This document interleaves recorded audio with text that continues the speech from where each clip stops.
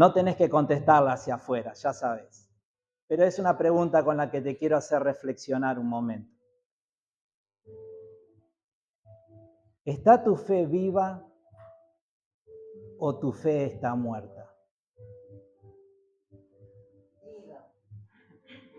Gracias, Sida. Pero la realidad es que muchos decimos tener fe en Dios, creer en Él. Pero la fe que a veces algunos dicen, y no estoy hablando de nosotros, estoy hablando de forma general, la fe que muchos dicen tener en Dios, no es una fe que veamos que produce un cambio real en la persona que dice tenerla. Hoy lo que quiero hablarte es de la fe, pero quiero que juntos veamos cómo la fe verdadera, la fe que realmente es real, por decirlo de alguna manera, es una fe que produce y que responde en obediencia a Dios. ¿Está bien? Vamos a orar por esta palabra. Padre, en el nombre de Jesús, gracias por esta mañana hermosa. Gracias por permitirnos juntarnos, reunirnos en esta casa para adorarte. Y gracias, Señor, por el camino que Cristo ha abierto para que lleguemos a tu trono en esta hora y podamos ofrecerte con nuestros labios, Señor, esa alabanza, esa adoración, Señor, que sé que tú la has recibido con gozo. Señor, en esta hora no solo las palabras de nuestra boca, todo lo que somos, te lo rendimos a ti en adoración, Padre. Agradecidos por tu amor, agradecidos por tu misericordia, agradecidos por Cristo, que tomó ese lugar en la cruz, que nos correspondía a nosotros, pero que allí entregó su vida para que hoy nosotros podamos ser perdonados, adoptados y salvados. Gracias, Dios.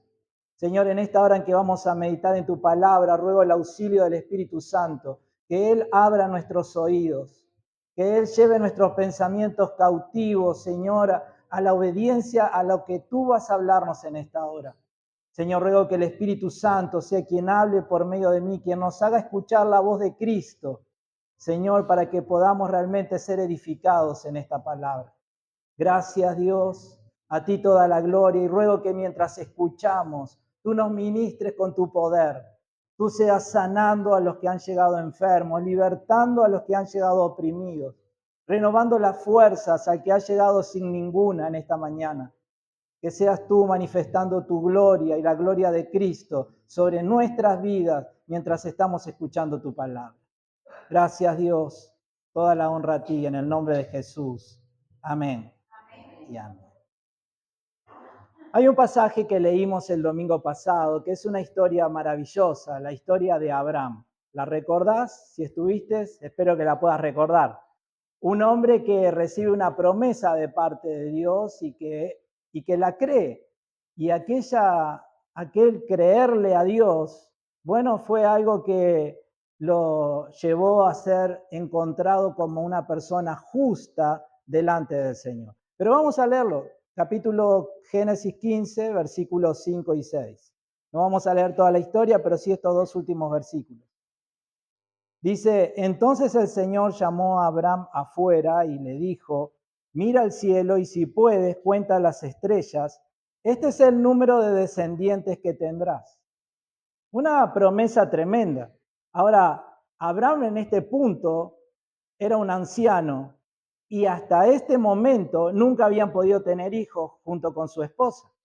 Entonces esta promesa como que resultaba naturalmente un poco difícil de creer, pero a pesar de, dice el versículo 6, y Abraham creyó al Señor y el Señor lo consideró justo debido a su fe. Dios declaró justo a Abraham por su fe, por creer. Abraham creyó la promesa y Dios lo declaró justo. Y vimos que esto tenía un gran significado para nosotros hoy. Pero eso fue tema del domingo pasado. Ahora, la fe de Abraham, esta confianza en Dios, no quedó simplemente en esa noche maravillosa, a la luz de las estrellas y una expresión de confianza en Dios. No quedó en palabras solamente, sino que la fe de Abraham fue mucho más allá de las palabras y Abraham demostró creer en Dios y confiar en Dios a través de la obediencia. Una obediencia, amados hermanos, que cuando la leamos ahora, no sé si nosotros haríamos lo mismo que él hizo. Porque unos años después, cuando ya tenía su hijo y su hijo estaba creciendo y ya tenía sus años, dice en el capítulo 22, versículo 1 del libro de Génesis. Tiempo después, Dios probó, ¿qué probó Dios? La fe de Abraham. Todo lo que vamos a leer a continuación tiene que ver con esa primera oración. No era un capricho de Dios, no era que Dios estaba aburrido y dijo, ¿cómo le puedo hacer la vida de Abraham miserable? No, sino que Dios estaba probando la fe. Aquella fe que Abraham había declarado en Dios al decirle, sí, Señor, creo que vas a hacer lo que prometiste. Ahora Dios dice, bien, vamos a probarlo. Versículo 1 dice, tiempo después Dios probó la fe de Abraham. A Abraham lo llamó Dios. Sí respondió él, aquí estoy. Versículo 2. Toma a tu hijo, tu único hijo, sí, a Isaac, a quien tanto amas, y vete a la tierra de Moriah. Allí lo sacrificarás como ofrenda quemada sobre uno de los montes, uno que yo te mostraré. Y leíste bien y escuchaste bien. Vete a la tierra de Moriah y allí lo sacrificarás como ofrenda quemada sobre uno de los montes, uno que yo te mostraré. Dice el versículo 9, para resumir la historia, cuando llegaron al lugar indicado por Dios, Abraham construyó un altar y colocó la leña encima, luego ató a su hijo Isaac y lo puso sobre el altar encima de la leña, y Abraham tomó el cuchillo para matar a su hijo en sacrificio. Y en ese momento, el ángel del Señor lo llamó desde el cielo. Abraham, Abraham, sí, respondió Abraham, aquí estoy. No pongas tu mano sobre el muchacho, dijo el ángel. No le hagas ningún daño, porque ahora sé que de verdad temes a Dios. No me has negado ni siquiera a tu hijo, tu único hijo. Y todos decimos, ¡qué momento! Ahora entendamos lo que Dios estaba haciendo. Abraham le había dicho a Dios, sí, Dios, creo que vas a cumplir tu promesa. La promesa no era solamente con que iba a tener un hijo en su vejez, a pesar de la esterilidad de su esposa, sino que iba a tener una descendencia tan numerosa como las estrellas en el cielo. La promesa iba mucho más allá de Isaac. Y Abraham creyó aquella promesa. Ahora Dios, años después, dice, bien, no me olvido de lo que me dijiste, no me olvido de la confianza que me expresaste en cuanto a la promesa, vamos a ver si es verdad. Sin duda que más allá de lo natural, lo afectivo, el sacrificar a tu hijo, al hijo de tu vejez, aquel por el que estuviste soñando durante toda tu vida, ahora lo tenés ahí y lo tenés que entregar. Sacarle todo lo que significa matar a alguien. El hecho, además de desprenderte de tu hijo amado. Entregarlo al Señor porque el Señor te lo estaba pidiendo. Pero la fe de Abraham actuó en conjunto. ¿Con qué? Con la obediencia. Dios se lo pidió. Bien, no me voy a negar, Dios. Hay otra parte en la Biblia que dice que Él lo hizo en la confianza de que Dios podía aún levantar de entre los muertos a su hijo. Porque si él mataba a su hijo como Dios se lo estaba pidiendo, no sé cómo Dios me va a dar aquella descendencia. Pero aún así, a pesar del corazón quebrado por el amor que tenía hacia su hijo, a pesar de todos los peros que podamos encontrar a esta situación, Abraham llegó hasta el final. Hasta el momento último donde fue detenido por aquel ángel. La fe y la obediencia actuaron juntas en Abraham, amados. Y así es como varios siglos después alguien entendió que vos y yo debemos de vivir también nuestra fe. Quiero llevarte a considerar esta primera idea.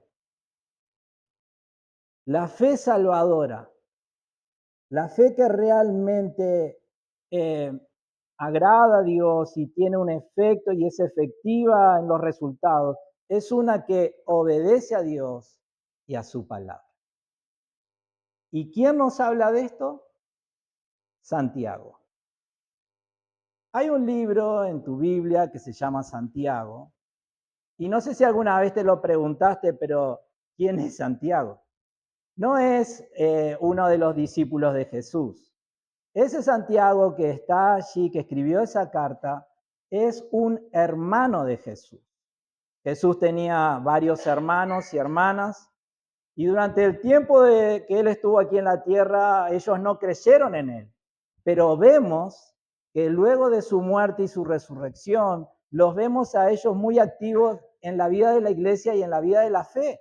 Entonces, en algún punto, aquellos miraron a Jesús ya no como su hermano, como aquel que se había enajenado, como lo acusaron en algún momento, sino que entendieron que aquel realmente era el Hijo de Dios y que era el Mesías y el Salvador del mundo y pusieron su fe en él. Santiago es uno de esos.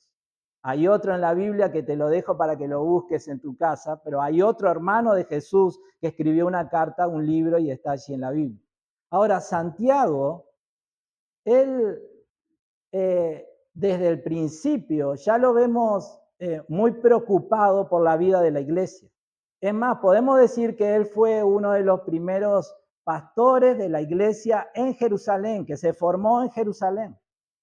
Y en esa preocupación que tenía por el bienestar de la comunidad de fe que estaba creciendo, Santiago les dice lo siguiente en la carta que él les escribió, capítulo 2, versículo 14. Es interesante que, aunque Santiago era el pastor de la iglesia en Jerusalén, esta carta él la escribe a los judíos que habían creído en Jesús más allá de la tierra de Jerusalén. Así que su corazón estaba muy preocupado por el bienestar de la iglesia en su totalidad. Y dice en el capítulo 2, versículo 14, amados hermanos, ¿de qué le sirve a uno decir que tiene fe si qué no hace? ¿De qué le sirve a uno decir que tiene fe si no lo demuestra con sus acciones? Y miren esta pregunta. ¿Puede esa clase de fe salvar a alguien? Versículo 19. Tú dices tener fe porque crees que hay un solo Dios. Bien hecho. Aún los demonios lo creen y tiemblan atemorizados. ¡Qué tontería! Dice en el versículo 20. ¿Acaso no te das cuenta de que la fe sin buenas acciones es inútil? ¿No recuerdas que nuestro antepasado Abraham, y ahí está yendo a la historia que te conté al principio, fue declarado justo ante Dios por sus acciones cuando ofreció a su hijo Isaac sobre el altar? Ya ves, su fe y sus acciones actuaron en conjunto. Sus acciones hicieron que su fe fuera completa y así se cumplió lo que dicen las Escrituras. Abraham le creyó a Dios y Dios lo consideró justo debido a su fe. Incluso lo llamaron amigo de Dios. Varios siglos después, Santiago, que obviamente conocía la historia de Abraham, que conocía el ejemplo de Abraham, de un hombre que había creído en la promesa de Dios y que había llevado su fe al punto de la obediencia, él dice, así es como tenemos que vivir nosotros los creyentes hoy en día. Es esa la clase de fe que tenemos que tener. Y amados, esto nos lleva a dos pensamientos. El primero de ellos, hay una clase de fe que no nos sirve. Hay una clase de fe que no le sirve a nadie. La fe que nos sirve es aquella que se encuentra en un ámbito de rebeldía a Dios. Dice el mismo Santiago, aún los demonios lo creen y tiemblan aterrorizados. ¿Y quién de nosotros puede decir que los demonios van al cielo? Fueron expulsados del cielo. y se les preparó un lugar bajo la tierra para que ahí sufran eternamente. Ese es su destino. ¿Por qué? Porque se rebelaron a Dios. ¿Creen que Dios existe? Claro, creen. Pero la rebeldía ganó el corazón de ellos. Satanás los engañó y cayeron en la trampa y cedieron a ese espíritu de rebeldía y terminaron rebelándose contra la voluntad de Dios, desobedeciendo a Dios, y de ahí el castigo eterno. Hay una clase de fe que no nos sirve. Podemos decir que creemos en Dios, pero cuando no nos sometemos a Dios, cuando no obedecemos a Dios, cuando no hay un cambio real en nuestras vidas, fruto de nuestra fe en Dios, y el martes hablamos de eso. Lamento que la grabación no salió, por eso no la pude compartir. Pero el martes hablamos exactamente de eso. Cómo a razón de lo que Dios ha hecho por nosotros, como un acto de adoración a Él, no un acto de obediencia a un reglamento, de adoración a Él, nuestras vidas tienen que cambiar. Y vimos cómo debía ser ese cambio y a mí me gustó mucho. Lamento que no quedó para que lo puedas escuchar. Pero hay una fe que no le sirve a nadie. La fe que no se somete, la que no obedece, la que no produce ningún cambio en la vida de las personas, es esa la clase de fe que está muerta.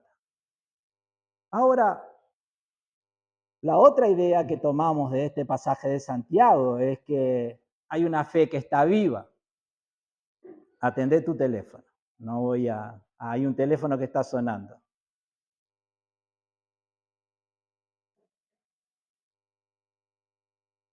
Si no, vamos a entrar a pelear con la... Bueno, sigo. La fe viva es aquella que se demuestra con una actitud de humildad y de obediencia a Dios. La fe viva es aquella que nos lleva a producir una abundante cosecha de buenas acciones, de frutos de obediencia al Padre Celestial. Eso fue lo que hizo Abraham y eso es lo que Santiago estaba animando a la iglesia y nos anima a nosotros a que hagamos. En el capítulo 1, versículo 22 de esta carta de Santiago, y para que entiendas la importancia de este versículo, como te dije al principio, él le está hablando a judíos que se convirtieron a la fe. Es decir, esas personas conocían el Antiguo Testamento, conocían la ley de Dios, sabían perfectamente lo que Dios había dado como ley a Moisés para que el pueblo siguiera esos reglamentos y esos mandatos. Es decir, es gente que sabía de lo que Santiago les estaba hablando. Y en el capítulo 1, versículo 22, él les dice, pero no solo escuchen la palabra de Dios, tienen que ponerla en práctica. De lo contrario, solamente, ¿qué es lo que va a suceder? Se engañan a sí mismos. Amados, la fe verdadera es la que nos lleva en algún punto. Yo entiendo, todos vivimos procesos. Los cambios no ocurren de la noche a la mañana, no es que un domingo vine aquí, le dije a Cristo que sea el Señor y Salvador de mi vida y ya salí siendo una persona totalmente transformada, ya no hago las cosas que hacía hasta hace 2 horas antes. No, entiendo, hay un proceso, todos vivimos ese proceso. Y hay cosas que suceden en lo espiritual, otro en lo natural, otro en lo emocional y un montón de cosas que Dios va haciendo, llevándonos a la imagen y a la estatura de ¿quién? De Jesucristo. Jesucristo es la meta. Jesucristo es el modelo. Jesucristo es el hombre perfecto y hacia Él Dios nos quiere llevar. Entonces la fe y la obediencia caminan de la mano. Esa es la fe que realmente sirve, la fe que está viva. La fe muerta se mantiene en la rebeldía contra Dios. Sí, sé que hay un Dios, sé, me dijeron lo que Él pide, pero yo quiero seguir caminando por acá, yo quiero seguir haciendo las cosas a mi manera. Esa es una fe que, bueno, puede entenderse como una fe que está muerta, pero la fe viva no solo escucha la palabra de Dios, sino que la pone en práctica. Y algunos ejemplos que Santiago da en su carta, simplemente para que Veamos la diferencia. Santiago capítulo 1, verso 26. Si afirmas ser religioso, pero no controlas ¿qué? Tu lengua. Y el mismo Santiago dice que es un órgano muy difícil de controlar. Pero si afirmas ser religioso, pero no controlas tu lengua, te engañas a ti mismo y tu religión no vale nada. Amados, esto es muy desafiante, porque ¿quién de nosotros no se ha ido de lengua alguna vez? Gracias a Dios que el Señor en su misericordia todos los días renueva su bondad sobre nosotros y nos da la oportunidad de ir a Él y decir, Señor, otra vez hablé contra mi hermano. Te pido que me perdones y que me ayudes a superar esta tendencia que tengo a irme de hablar de más sobre las personas. Y así vamos. Y el Espíritu Santo va tomando control de nuestras vidas y un día toma el control de nuestra lengua. No para traer idiomas angelicales como algunos anhelan tanto, y que está bien que lo anhelen, sino para que no hablemos de los seres humanos que están a nuestro alrededor. Entonces, si afirmas ser religioso, pero no controlas tu lengua, te engañas a ti mismo y tu religión no vale nada. La religión pura y verdadera a los ojos de Dios Padre consiste en ocuparse de los huérfanos y de las viudas en sus aflicciones y de dejar que el mundo, y no dejar que el mundo ¿qué? Te corrompa. ¿De qué está hablando? Está hablando de cambios. Está hablando de cosas que cambian en nuestra vida. La murmuración era un problema, creo que el 99,9% de los seres humanos tenemos ese problema. Bien, vamos a Cristo, le decimos, Señor, sé mi Salvador, y en algún momento empezamos a dejar de murmurar, de hablar de los demás. Gloria a Dios, esa es una fe que va acompañada de obediencia. ¿Se puede ver hasta ahí? Y así como eso, empezamos a romper el egoísmo, el estar solamente preocupados y mirando por nuestras necesidades y empezamos a ver personas a nuestro alrededor a las que también podemos ayudar. ¿Qué pasa con los huérfanos? ¿Qué pasa con las viudas? Son personas que están sin protección. Son personas que no tienen a alguien que esté cuidando de ellos, son muy vulnerables. Y cuando nosotros rompemos con nuestro egoísmo y dejamos de mirar nuestro propio ombligo y empezamos a mirar a las personas vulnerables a nuestro alrededor y decimos, yo puedo hacer algo por ellos. Yo puedo destinar un poco de mi tiempo, un poco de mis recursos a ayudarle a esta persona. Yo también tengo mis necesidades, pero obviamente que ella o él no tiene quien los ayude, quien los acompañe, quien les dé un... Yo puedo hacerlo. Entonces, de esa manera, nuestra fe nos va llevando a una obediencia a Dios y de esa manera nuestra fe se muestra como una fe que está viva. Una fe que nos lleva a creer en Dios y a entender las cosas que a Dios le gusta y de esa manera empezar a hacer todo esfuerzo posible por apartarnos de todo lo que nos corrompe y nos aleja de esa relación con Él. Pensá cuando conociste a quien se convirtió en tu novio, tu esposo, tu esposa. Sin duda que tal vez hasta ese momento tenías toda una agenda, todos los domingos ibas al fútbol o a lo que fuera.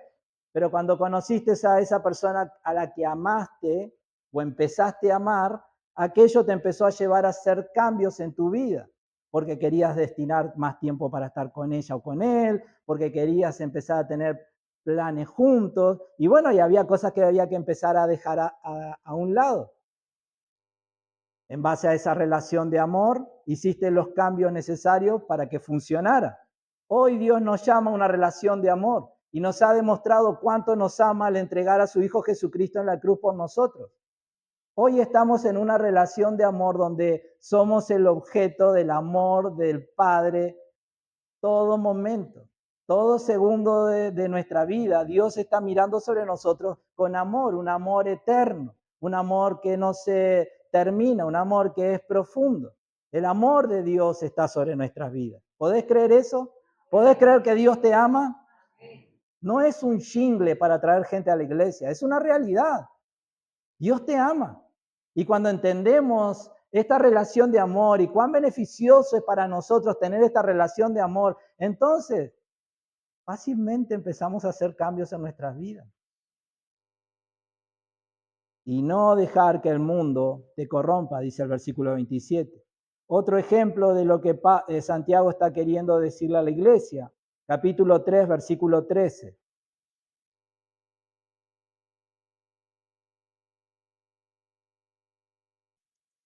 Si ustedes son sabios y entienden los caminos de Dios, demuéstrenlo, viviendo una vida honesta y haciendo buenas acciones con la humildad que proviene de la sabiduría. Pero si tienen envidias amargas y ambiciones egoístas en el corazón, no encubran la verdad con jactancias y mentiras, pues la envidia y el egoísmo no forman parte de la sabiduría que proviene de Dios. Dichas cosas son terrenales, puramente humanas y demoníacas. Pues donde hay envidias y ambiciones egoístas, también habrá desorden y toda clase de maldad. Pero la sabiduría que proviene del cielo es ante todo pura y también ama ¿qué? La paz. Siempre es amable. Siempre es amable. Cuando te devuelven amabilidad y cuando no te devuelven amabilidad, aún así, aquel que está regido por la sabiduría que viene de lo alto, aquel que tiene una fe verdadera, profunda, sincera sobre el Señor, dice que siempre es amable. Y miren lo que dice a continuación. Creo que lo que dice a continuación es más desafiante para nosotros que lo que te acabo de decir. ¿Y dispuesta a qué? Dispuesta a ceder ante los demás. Amados, esto necesitamos tomarlo muy en serio, ¿no? Porque si hay algo en lo que nos cuesta es ceder. Siempre estamos dispuestos a mostrarnos contentos con la gente mientras nadie se meta conmigo ni en mi lugar. Pero basta con que yo entienda que alguien está queriendo. No, yo no voy a ceder. Acá mis derechos. Dispuesta a ceder ante los demás. Está llena de compasión y de buenas acciones y no muestra favoritismos y siempre es sincera. Te estoy leyendo algunos de los consejos de Santiago. Si lees toda la carta, vas a sacar mucho provecho. Es una carta preciosa. Pero ¿qué quiero mostrarte de lo que acabamos de leer? Que la fe verdadera va acompañada de obediencia. Si nosotros practicamos, decimos tener fe, pero nos mantenemos en el ámbito de la rebeldía, de la obstinación, de la dureza del corazón, sin permitir que el Señor a través de su Espíritu Santo vaya produciendo cambios en nosotros, haciéndonos cada vez más parecidos ¿a quién? A Cristo. Si no le permitimos, si nos resistimos, si no, entonces hay algo que no estamos entendiendo en cuanto a la fe. Pero gracias a Dios que todos aquí hemos entendido que la fe verdadera camina de la mano de la obediencia al Señor. Amén. Y ya sea que nos cueste más, ya sea que nos cueste menos, pero lo cierto es que ahí vamos. Y ante cada tropiezo en la vida, ¿qué hacemos? Señor, te pido perdón. Y ahí seguimos avanzando. ¿Estás de acuerdo hasta ahí? Ahora, quiero terminar este punto diciéndote lo siguiente. Somos salvos al creer en la promesa de la salvación por la fe en Cristo. Abraham, porque creyó, fue declarado justo. Y nosotros, porque hemos creído en la promesa de que a través de la fe en Cristo recibimos perdón y salvación, es a través de esa fe que recibimos la justificación, el perdón. Somos adoptados como hijos de Dios. Es a través de la fe, porque creímos la promesa. Y cada persona que a partir de hoy siga creyendo en aquello que Cristo prometió, que el Evangelio nos revela como una oportunidad de salvación y lo crean a través de la fe, van a ser salvos. Amén. Ahora, la fe que verdaderamente nos lleva a la salvación, en algún punto empieza a demostrar ciertos frutos. Empieza a demostrar que no eran solamente palabras, que no es una fe muerta, que no es una fe que se mantiene en el ámbito de la rebeldía, sino que es una fe que está viva, que empieza a producir frutos de obediencia al Señor por encima de todas las cosas. Somos salvos al creer en la promesa de salvación por la fe en Cristo y obedecemos porque nuestra fe es real. Y el segundo punto con el que quiero ir cerrando, ¿cómo termina la historia de Abraham? Llegamos hasta ese momento. Abraham levanta el cuchillo, un ángel le dice, bien, ¿qué pasa después? Versículo 13 del capítulo 22 de Génesis. Entonces Abraham levantó los ojos y vio un carnero que estaba enredado por los cuernos en un matorral. Así que tomó el carnero y lo sacrificó como ofrenda quemada en lugar de su hijo. La historia termina con la muerte de un sustituto. El hijo no murió, el hijo de Abraham no murió. Murió otro en lugar de él. Y amados, esto es una imagen, esto nos representa lo que sucedió en la cruz. En la cruz Jesús, siendo inocente, murió cargando el castigo de nuestros pecados.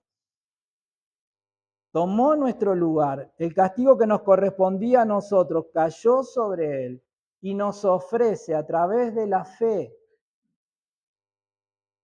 la oportunidad de ser declarados justos y sin culpa delante de Dios. Hay un pasaje que nos lo dice claramente, 2 Corintios capítulo 5, versículo 21. Dice, pues Dios hizo que Cristo, quien nunca pecó, fuera la ofrenda por nuestro pecado, para que nosotros pudiéramos estar en una relación correcta con Dios por medio de Cristo. En esta mañana quiero decirte, Dios nos ha dado esa promesa maravillosa de la salvación por medio de la fe en Jesús. Creo que la mayoría de nosotros en algún momento ya le dijimos a Cristo que sea nuestro Señor y Salvador, pero si hay alguien hoy aquí que escuchando esto, vos decís, estoy preparado para decirle a Jesús que me salve. Creo que Él en la cruz sufrió el castigo de mis pecados. Bien, quiero invitarte a que me acompañes repitiendo esta oración, donde simplemente le vamos a decir a Jesús que crees en Él y que le pedís que te salve. Y a la iglesia, aquellos que quieran que puedan acompañarme también. Señor Jesús, te doy gracias porque hoy escuché el Evangelio. Reconozco que soy pecador y que en la cruz tú cargaste el castigo de mi pecado. Te ruego, Jesús, que me salves, que me limpies y que me permitas ser adoptado por Dios. Gracias, Jesús. Amén. Y para los que ya hemos creído o que hemos decidido creer en esta mañana, una vez más la pregunta del principio, la cual no tenés que responder. ¿Es nuestra fe una que está viva? ¿Somos de los que obedecen al Padre en lo que nos ha pedido por medio de su palabra? La fe viva se demuestra con los hechos. No es solo decir, se demuestra también con el hacer. Así que pidámosle al Espíritu Santo, quien mora en nosotros, que nos ayude a obedecer todo aquello que el Padre nos ha dicho que es su voluntad para nuestras vidas, en la confianza de que la voluntad de Dios sobre nosotros siempre es buena, siempre es agradable y por encima de todas las cosas, la voluntad de Dios siempre es perfecta. Amén. ¿Oramos por esto? Te invito a tener un momento de meditar en lo que escuchaste. Obviamente que ahora comienza la parte más importante, tu tiempo con Dios, tu hablar con Él, tu sincerarte delante de Él.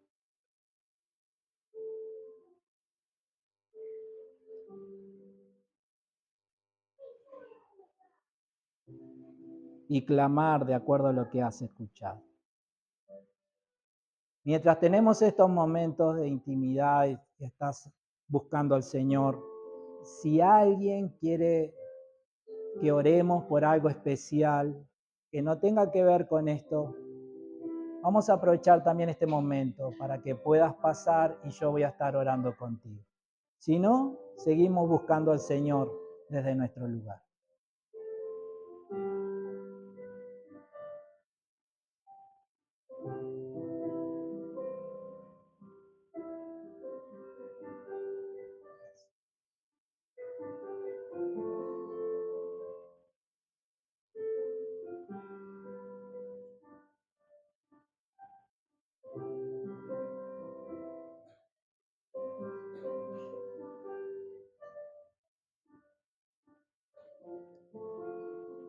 Gracias, Señor. Gracias por tu bondad, tu misericordia sobre nuestras vidas. Señor, gracias por mostrarnos en el ejemplo de Abraham, en las palabras de Santiago, la clase de fe que tú esperas encontrar en cada uno de nosotros. En esta hora, darte gracias por darnos la oportunidad de escuchar, de meditar y de cambiar de rumbo si es que lo necesitamos. Ruego, Señor, que el Espíritu Santo sea el que nos ayude a poner en práctica este mensaje en nuestras vidas. Que sea el Espíritu Santo quien nos ayude a producir esos frutos de obediencia que demuestran que nuestra fe no es una fe muerta, sino que es una fe que está viva.